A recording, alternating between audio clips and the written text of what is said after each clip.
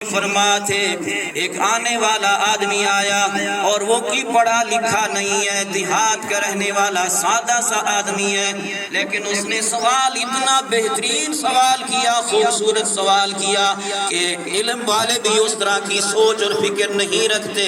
آج پڑھے لکھے لوگوں کو بھی اتنی سوچ اور سمجھ نہیں جتنا کہ اس صحابی جو دیہات سے آنے والا اللہ کے رسول صلی اللہ علیہ وسلم سے سوال کرتا ہے۔ یہ صحیح بخاری مسلم کی حدیث آپ فرماتے ہیں، سیدنا ابو ہریرہ رضی اللہ تعالیٰ عنہ فرماتے ہیں آ کر کے اس نے سوال کیا اور بڑے پیارے انداز میں سوال کیا، سوال بھی بڑا خوبصورت، اور کہتا ہے دلنی علی عمل اذا عملته دخلت الجنہ۔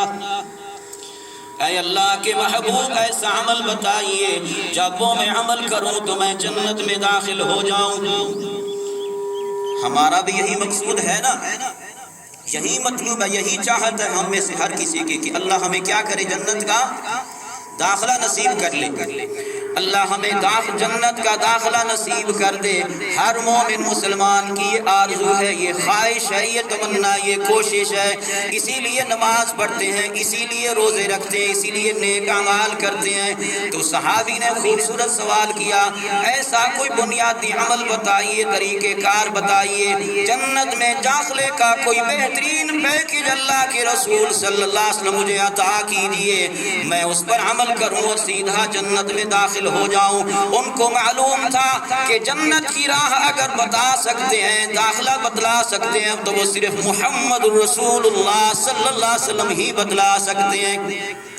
وہی طریقہ جنت میں پہنچنے کا درست اور صحیح ہو سکتا ہے جس کی نشاندہی محمد رسول اللہ صلی اللہ علیہ وسلم کریں گے۔ ظاہراً کتنا خوبصورت عمل کیوں نہ ہو، کتنا بہترین عمل کیوں نہ ہو، دنیا کے سارے سمجھدار لوگ کہیں کہ یہ بات بالکل ٹھیک ہے، یہ جنت کی بات ہے، یہ جنت کا راستہ ہے، اللہ کی قسم وہ جنت کا راستہ نہیں ہو سکتا، وہ عمل آپ کو جنت میں کبھی بھی نہیں پہنچا سکتا جب تک کہ اس عمل کے اوپر مہر محمد الرسول اللہ صلی اللہ علیہ وسلم کی نہ ہو۔ تمام صحابہ کرام کا یہ عقیدہ ہے کہ جنت کا داخلہ بتلا سکتے ہیں تو محمد الرسول اللہ صلی اللہ علیہ وسلم ہی بتلا سکتے ہیں۔ حالانکہ وہ سمجھدار لوگ تھے، بڑے سمجھدار تھے، زیرک تھے، دانا تھے، دانش مند تھے، آج خود بھی کوئی عمل کر سکتے تھے، ہم سے تو بہت بہتر تھے۔ ہم سے بہتر تھے کہ نہیں؟ آج کے فقہاء سے، علماء سے، آج کے پیران پیر سے، ان سب سے کیا تھے؟ بہتر تھے، افضل تھے۔ اللہ کے نبیوں کے بعد سب سے اونچا مقام ان کا تھا، وہ بہت بہترین سوچ رکھنے والے تھے۔ لیکن دیکھیے نا کہ جنت کی راہ بتلا سکتے ہیں تو محمد الرسول اللہ صلی اللہ علیہ وسلم بتلا سکتے ہیں، اور یہی ہماری دعوت ہے محترم بھائیوں، اہل حدیث کی یہی دعوت ہے کہ وہ عمل کیجئے جس پر مہر ہو محمد الرسول اللہ صلی اللہ علیہ وسلم۔ تو صحابی سوال کرتے ہیں اللہ کے رسول ایسا عمل بتائیے کہ وہ میں عمل کروں اور جنت میں داخل ہو جاؤں۔ سیدنا ابو ہریرہ رضی اللہ تعالیٰ عنہ کہتے ہیں آپ صلی اللہ علیہ وسلم نے اس صحابی کے جواب میں ارشاد فرمایا تعبد اللہ لا تشرک بہ شیئا، اللہ کی عبادت کرے اور اللہ کی عبادت میں کسی کو بھی شریک نہ کرے۔ تو اللہ کی عبادت میں کسی کو بھی شریک نہ کرے، کیونکہ اللہ کی عبادت میں جب کوئی کسی کو شریک بنا دیتا ہے، حصے دار بنا دیتا ہے، بھائیوال بنا دیتا ہے، پارٹنر بنا دیتا ہے اللہ کا کسی کو، تو پھر اس کی ساری باتیں، ساری ریاضتیں، ساری محنتیں، سارے روزے، سارے صدقات و خیرات، ساری تراویح، نیکی کے سارے اعمال ضائع اور برباد ہو جاتے ہیں۔ اللہ رب العزت نے سورۃ الانعام میں 18 نبیوں کا تذکرہ کر کے فرمایا وَلَوْ أَشْرَكُوا لَحَبِطَ عَنْهُمْ مَا كَانُوا يَعْمَلُونَ۔ سورہ زمر 24ویں سپارے میں اپنے محبوب پیغمبر کو مخاطب ہو کے اللہ نے فرمایا لئن اشرکت لیحبطن عملک، اے محبوب اگر بالفرض آپ سے بھی یہ شرک والا عمل سرزد ہو جائے میں آپ کے عمل بھی ضائع کر دوں گا۔ میں اور آپ آج کے لوگ اللہ اکبر کہاں اور محمد رسول اللہ صلی اللہ علیہ وسلم کہاں، انبیاء اور نبی کہاں؟ اللہ اصل میں ہمیں بتانا اور سمجھانا چاہتے ہیں، کیونکہ نبیوں سے تو شرک ہو سکتا نہیں ہے، وہ تو شرک نہیں کر سکتے، وہ تو توحید کی تبلیغ کرنے کے لیے اور سمجھانے کے لیے آئے تھے۔ بتلانا سمجھانا مجھے اور آپ کو اور قیامت تک آنے والے لوگوں کو ہے۔ اللہ کے بندو، عبادت میں اللہ کے ساتھ کسی کو بھائی وال اور شریک اور حصے دار نہیں بنانا، وگرنہ تمہاری ساری محنتیں ساری عبادات تمہاری ساری کی ساری ضائع ہو جائیں گی، برباد ہو جائیں گی۔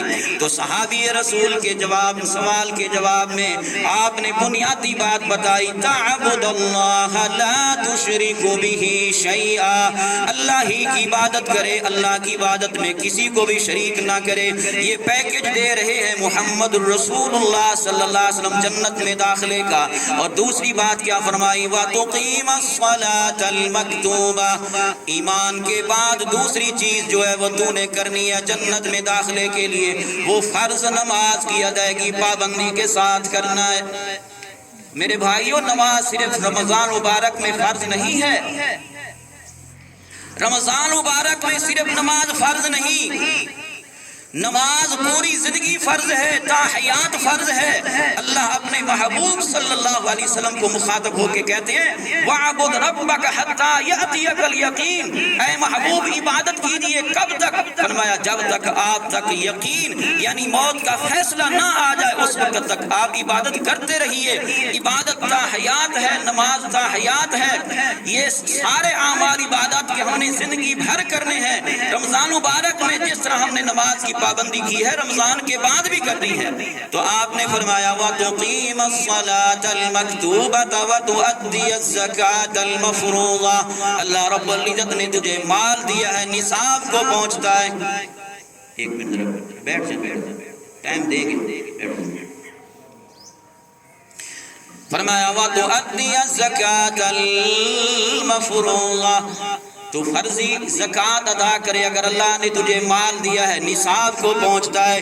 تین باتیں ہو گئی، چوتھی بات وَتَصُومَ رَمَضَانَ، رمضان مبارک کے فرضی روزے رکھے۔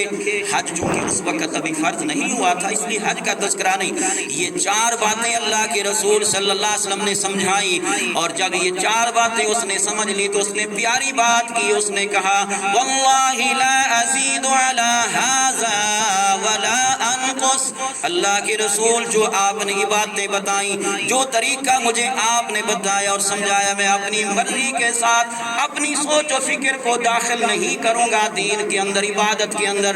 میں اپنی مرضی منمانی نہیں کروں گا، عقل کی پیروی نہیں کروں گا، اللہ کے رسول آپ کی پیروی کروں گا، جو طریقہ آپ نے بتا دیا میں اس پر عمل کروں گا۔ اللہ اکبر، کتنی پیاری بات ہے۔ تو رسول اللہ صلی اللہ علیہ وسلم نے کیا خوشخبری سنائی۔ سیدنا ابو ہریرہ رضی اللہ تعالیٰ عنہ کہتے ہیں فَلَمَّا وَلَّا، جب یہ آدمی اللہ کے رسول صلی اللہ علیہ وسلم سے باتیں سن کر سمجھ کر سیکھ کر کے اٹھ کر چلا گیا، جب یہ اس نے پیٹھ پھیری تو پیارے نبی صلی اللہ علیہ وسلم نے نبوت والی سچی زبان سے ارشاد فرمایا مَنْ سَرَّهُ أَن يَنظُرَ إِلَى رَجُلٍ من اہل الجنہ، جس بندے کو یہ خواہش ہو، اس کو یہ پسند ہو کہ دنیا کے اوپر چلتا پھرتا، اس دھرتی کے اوپر چلتا پھرتا جنتی کو دیکھ لے، وہ اس بندے کو دیکھ لے یہ جنتی جا رہا ہے۔ اللہ ہمیں بھی ایسا ہی عمل کرنے کی توفیق عطا فرمائے۔ میرے بھائیوں، عبادات کے ساتھ ساتھ عبادات اللہ کے حقوق ہیں، ان حقوق کی ادائیگی کے ساتھ ساتھ ضروری ہے کہ ہم حقوق العباد بھی ادا کریں۔ کہیں ایسا نہ ہو کہ ہم نمازیں ادا کرتے رہیں، روزے رکھتے رہیں، صدقات و خیرات کرتے رہیں، سحری افطاری کرواتے رہیں اور اپنے آپ کو مطمئن رکھیں جی اللہ رب العزت ضرور بھی ضرور اجر دیں گے، ثواب دیں گے، اللہ رب العزت جنت کا داخلہ دیں گے۔ میرے بھائیوں، یہ بھول بھلیوں میں نہ رہنا، غلط فہمیوں میں نہ رہنا۔ جہاں اللہ کے حقوق ادا کرنے لازم ہے وہاں بندوں کے حقوق بھی ادا کرنے لازم ہے۔ میں آپ سے سوال کرتا ہوں، دعوت فکر دیتا ہوں، ہم روزے رکھ کے آئے ہیں، یہاں بیٹھے ہیں کہ اللہ رب العزت ہمیں روزوں کی جزا عطا فرمائے گا۔ بالفرض ایسا ہو آپ کے پاس ایک مزدور کام کرنے کے لیے آئے، بڑی محنت کے ساتھ کام کرے، ساری دہاڑی وہ لگا رہے، شام کو جب اس کو مزدوری ملنے کا وقت ہو، مزدوری اس کی بجائے کسی اور کو دے دی جائے، اس کو نہ ملے جس نے کام کیا، کسی اور کو دے دی جائے، اس مزدور کا حال کیا ہوگا؟ بتائیے اس کی کیا کیفیت ہوگی، کیا حال ہوگا؟ اگر جس طرح ہم مزدور بیٹھے ہوئے ہیں، ہماری مزدوری کسی اور کو ہمارے سامنے بانٹ دی جائے، تقسیم کر دی جائے، بلکہ ان کا وبال بھی ہمارے اوپر ڈال دیا جائے، تو میرا اور آپ کا حال کیا ہوگا؟ جس طرح آج ہم اس میدان میں بیٹھے ہوئے ہیں، حشر کا میدان بھی ایک لگنے اور سجنے والا ہے۔ اللہ رب العزت کچھ بندے ایسے بھی ہوں گے، امام کائنات محمد رسول اللہ صلی اللہ علیہ وسلم نے اپنے صحابہ سے پوچھا، آپ صلی اللہ علیہ وسلم نے پوچھا من المفلس، یہ بتاؤ کہ صحابیوں کے مفلس کسے کہتے ہیں، کنگال کسے کہتے ہیں، محتاج کسے کہتے ہیں، فقیر و تنگ دست کسے کہتے ہیں؟ صحابہ نے عرض کی اللہ کے رسول جس کے پاس درہم نہ ہو، دینار نہ ہو، کوئی ساز و سامان نہ ہو، کچھ بھی نہ ہو، جس کے پاس کوئی پائی پیسہ نہیں، کوئی جائیداد نہیں، کوئی مربے نہیں، کچھ بھی نہیں ہے، بالکل خالی ہاتھ جو آدمی، ہم اس کو محتاج اور کنگال کہتے ہیں۔ آپ نے فرمایا المفلس من امتی، میری امت کا مفلس وہ نہیں ہے جس کے پاس گزارے کے لیے ایک وقت کا کھانا بھی نہیں، اس کے پاس کچھ بھی نہیں، کوئی پائی پیسہ نہیں، میری امت کا مفلس وہ نہیں ہے، بلکہ میری امت کا مفلس اور کنگال اور فقیر و تنگ دست وہ آدمی ہے کل قیامت کے دن حشر کے میدان میں آئے گا، یاتی بصلاۃ و صوم و زکات، بہت ساری نمازیں لے کر آئے گا، صدقات و خیرات لے کر آئے گا، نیکیوں کے انبار اور ڈھیر اور پہاڑ لے کر آئے گا، لیکن جب اس کا حساب اور فیصلہ ہونے والا ہوگا، امام کائنات محمد رسول اللہ صلی اللہ علیہ وسلم نبوت والی سچی زبان سے ارشاد فرماتے ہیں، صحیح مسلم کی حدیث، آپ فرماتے ہیں کچھ لوگ حاضر ہو جائیں گے اور اللہ رب العزت سے عرض کریں گے، اے باری تعالیٰ، یہ حاجی، یہ نمازی، یہ روزے دار، یہ حافظ، یہ قاری، یہ عالم، یہ دیندار، یہ فلاں، یہ فلاں، اللہ یہ تو وہ آدمی ہے، ٹھیک ہے یہ نیکیاں لے کر آیا ہے، لیکن اللہ اس نے میرا حق دینا ہے، اس نے میرا حق دینا ہے، اس نے میری فلاں چیز دینی ہے۔ امام کائنات محمد رسول اللہ صلی اللہ علیہ وسلم فرماتے ہیں ان لوگوں نے کچھ کی اکل مال ھذا وشتم ھذا وضرب ھذا، کسی کا اس نے مال دبایا، کس کی اس نے بے عزتی کی، کسی کو تھپڑ مارا، کسی کا کیا، کسی کا کیا، اس پر حقوق واجب تھے جن کی ادائیگی اس نے نہیں کی، بلکہ لوگوں پر ظلم کر کے آیا، جہاں یہی باتیں کرتا رہا ٹھیک، لیکن عبادتوں کے ساتھ ساتھ اس نے بندوں کے حقوق ادا نہیں کیے، بلکہ ان پر ظلم کرتا رہا، ان کا حق مارتا رہا اور کھاتا رہا۔ امام کائنات محمد رسول اللہ صلی اللہ علیہ وسلم نبوت والی سچی زبان سے ارشاد فرماتے ہیں اللہ رب العزت کی طرف سے فیصلہ ہوگا، اے فرشتوں ان کی ساری نیکیاں ان کے اندر بانٹ دو جن کے اس نے حقوق غصب کی اور دبائے تھے۔ جب نیکیاں ختم ہو جائیں گی، کچھ لوگ اب بھی باقی ہوں گے، تو آپ صلی اللہ علیہ وسلم فرماتے ہیں اللہ کی طرف سے فیصلہ ہوگا جن کے حقوق ابھی باقی ہیں ان کے گناہ لے کر اس کے کھاتے میں ڈال دو، فَطُرِحَ فِي النَّارِ، فرشتوں کو حکم ہوگا اس کو پکڑ لو، جہنم کے اندر پھینک دو۔ اعاذنا اللہ من، اللہ ہم سب کو محفوظ رکھے۔ میرے بھائیوں، میرے استاد محترم مولانا عبد الرحمن چیمہ صاحب، میں نے ان سے سوال کیا، انہوں نے مجھے خوبصورت حدیث سنائی۔ رسول اللہ صلی اللہ علیہ وسلم جہاد کے اوپر روانہ ہو رہے ہیں کہ ایک صحابی آتا ہے اور آ کر عرض کرتا ہے، سوال کرتا، اللہ کے رسول اگر میں کافروں سے لڑتے ہوئے شہید ہو جاؤں میں جنت میں پہنچ جاؤں گا؟ آپ سمجھتے ہیں جہاد کتنا نیک عمل ہے، کتنا بڑا نیک عمل ہے۔ آپ نے علماء سے سنا اتنا افضل عمل ہے کہ شہید جب شہید ہوتا ہے اس کا خون کا قطرہ زمین کے اوپر بعد میں گرتا ہے، اللہ اس کی زندگی کے سارے گناہ معاف کر دیتا ہے۔ شہادت کے وقت اس کو جنت میں وہ مقام دکھا دیا جاتا ہے. اور شہید کے لیے جو عذاب قبر، یہ سوال قبر ہے، یہ سارے کے سارے نہیں ہے. اس کی روح سیدھی جنت میں چلی جاتی ہے. بڑے اعزازات اللہ نے دینے ہیں، بڑے مراتب ہیں، بڑے فضائل ہیں شہید کے. قرآن مجید شہید کے فضائل اور اللہ کی راہ میں جہاد کے فضائل سے بھرا ہوا ہے. امام کائنات محمد رسول اللہ صلی اللہ علیہ وسلم کی حدیث ہیں. لیکن اس چیز کو بھی مد نظر رکھیے. وہ سوال کرتا اللہ کے رسول کیا میں جنت میں چلا جاؤں گا؟ امام کائنات محمد رسول اللہ صلی اللہ علیہ وسلم نے پہلے فرمایا ہاں، اگر تو کافروں کے ساتھ لڑتا ہوا شہید ہو جائے تو جنت میں چلا جائے گا، تیرے سارے گناہ اللہ معاف کر دے گا. لیکن اللہ رب العزت نے حضرت جبرائیل علیہ السلام کو بھیجا اور فرمایا کہ ایک بات کی وضاحت کر دیجئے اے محبوب پیغمبر. فرمایا کہ اگر تجھ پر قرض ہوگا تو وہ معاف نہیں ہوگا. قرض جو ہے وہ شہادت سے بھی معاف نہیں ہوتا. لوگوں کے حقوق شہادت سے بھی معاف نہیں ہوتے. اللہ کی راہ میں بندہ شہید ہو جائے تب بھی اس نے اللہ کے ہاں جواب دہ ہونا ہے اور اس کی ادائیگی کرنی ہے. محمد رسول اللہ صلی اللہ علیہ وسلم اس صحابی کا اس وقت تک جنازہ نہیں پڑھاتے تھے جب تک آپ یہ کلیئر نہ کر لیتے کہ اس پر اگر کوئی قرض ہے تو اس نے اس پر قرض ہے. آپ نے فرمایا، آپ فرماتے تم ادا کر لو، کوئی اور حامی بھر لیتا ٹھیک اللہ کے رسول میں قرض ادا کروں گا، تب اللہ کے رسول صلی اللہ علیہ وسلم اس کا جنازہ ادا فرماتے تھے. جنازہ ادا کرتے اللہ کے رسول صلی اللہ علیہ وسلم. میرے بھائیو، حقوق اللہ بھی پورے کرنے ضروری ہیں، حقوق العباد بھی پورے کرنے ضروری ہیں. تب اللہ رب العزت سے ہم امید رکھتے ہیں کہ اللہ ضرور بھی ضرور ان نیکیوں کی جزا عطا فرمائے گا. اور میرے بھائیو، آخری بات ہے، یہ عید کا دن خوشی کا دن ہے. کچھ لوگ عید کے دن فوتگی والے گھر چلے جاتے ہیں تعزیت کے لیے، کیونکہ وقت اتنا نہیں ہے، مختصر ہے. جو وقت دیا گیا وہ تقریباً ہونے والا ہے. تو عید کا دن خوشی کا دن ہے. اس دن کو غم کا دن نہیں منانا چاہیے. جس کے ہاں فوتگی ہوئی ہے اس کے گھر چلے جانا اور تعزیت کرنا یا قبرستان میں چلے جانا، یہ اپنے آپ کو بھی غم میں مبتلا کرنا ہے اور دوسرے کو بھی غم میں مبتلا کرنا ہے. کوئی اور آپ وقت ڈھونڈیں جس میں آپ تعزیت کے لیے جائیں. یہ تو خوشی بانٹنے کا دن ہے. اور اگر ناراضگیاں ہیں، دل میں کدورتیں ہیں، نفرتیں ہیں، میرے بھائیوں، ان کو دور کرنے کا دن ہے.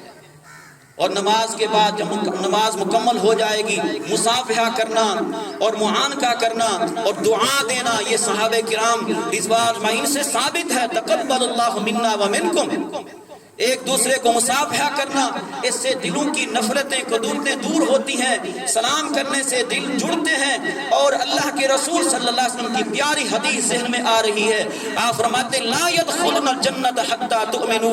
اس وقت تک جنت میں داخل نہیں ہو سکتے جب تک کہ تم مومن نہ ہو جاؤ. اولا ادلکم علی شیء اذا فعلتموه تحاببتم. میں ایسی بات نہ بتاؤں تمہیں؟ آپ نے فرمایا کہ تم جنت میں داخل نہیں ہو سکتے جب تک مومن نہ ہو جاؤ. اور اس وقت تک مومن نہیں ہو سکتے جب تک ایک دوسرے سے محبت نہ کرنے لگ جاؤ. فرمایا ایسا عمل نہ بتاؤں جس سے تمہارے دلوں کے اندر محبتیں پیدا ہو جائیں، قربتیں آ جائیں، نفرتیں کدورتیں نکل جائیں. فرمایا ہاں ضرور بتاؤ. فرمایا افشوا السلام. سلام کو عام کر دو. سلام کو عام کرنا تمہارا کام ہے، آگے بڑھ کر سلام لینا تمہارا کام ہے. اللہ رب دلوں کو جوڑتا ہے اور محبتیں اللہ تعالیٰ پیدا کر دیتا ہے. نفرتیں کدورتیں دشمنیاں رب تعالیٰ مٹا دیتا ہے. اللہ ہمیں اس پر عمل کرنے کی توفیق عطا فرمائے. اگر آپ محسوس نہ کریں، میں کافی عرصے سے یہاں الحمدللہ عید پڑھاتا ہوں، سوائے چند احباب کے امام صاحب کو بھی سلام نہیں کرتے. بھائی میں نے آپ سے کچھ بھی نہیں لینا، میں نے آپ کی جیب صاف نہیں کرنی. ڈرے نہ، سلام کر کے جایا کریں. چلے مجھے نہیں تو ایک دوسرے کو ضرور کر کے جایا کریں. اٹھ کے ایسے ہم چلے جاتے ہیں. یہ خوشیاں بانٹنے کا دن ہے میرے بھائیوں، دلوں کو جوڑنے کا دن ہے. دل کو جوڑیے اور اختلافات کدورتیں ان کو دور کریے. رشتہ دارے صلہ رحمی اس کا خیال کیجیے. امام کائنات محمد رسول اللہ صلی اللہ علیہ وسلم نے بڑی تاکید کی ہے. اور آخری میں آپ کے سامنے اپیل کرتا ہوں اس عیدگاہ کے حوالے سے. اس عیدگاہ کے کافی سارے اخراجات ہیں. یہاں پانی کا بندوبست بور بھی کیا گیا ہے، اس کے اخراجات ایک بندہ رکھا گیا ہے منتھلی، اس کو پیسے دیتے ہیں، تنخواہ دیتے ہیں. اور بھی بہت سے اخراجات ہیں، یہ فرد واحد ایک بندہ تو کر نہیں سکتا، آپ سب نے اس میں تعاون کرنا ہے، یہ بھی ایک نیکی کا کام ہے، صدقہ جاری ہے۔ اللہ کے رسول صلی اللہ علیہ وسلم نے ارشاد فرمایا درخت لگانا، اور جہاں صدقہ جاریہ کی شکلیں صورتیں ہیں درخت لگانا بھی صدقہ جاریہ ہے، آپ ضرور بھی ضرور اس میں حصہ ڈالیے۔ دیکھیں آپ اللہ کے فضل سے سائے میں بیٹھے ہوئے ہیں، آرام سکون کے ساتھ ہم نے عید کی نماز ادا کی ہے، تو ضرور بھی ضرور آپ ضرور تعاون کیجئے، دل کھول کر تعاون کیجئے، بہت سارے اخراجات ہوتے ہیں۔ اللہ تعالی ہمیں توفیق عطا فرمائے اور ہماری تمام عبادات کو رب تعالی قبول و منظور فرمائے۔ سبحان ربک رب العزت عما یصفون وسلام علی المرسلین والحمد للہ رب العالمین۔ یہ بچے آپ کے سامنے کپڑا لے کر آئیں گے، تو تمام دوست جتنے بیٹھے ہوئے ہیں، میں اپنی مائیں بہنیں جو ہیں ان سے بھی اپیل کروں گا کہ وہ کسی ایک کے پاس جمع کروا دیں، لازمی طور پر، چاہے آپ 10 روپے کیوں نہ دیں، کوئی بندہ اس سے محروم نہ رہے۔ اللہ عمل کرنے کی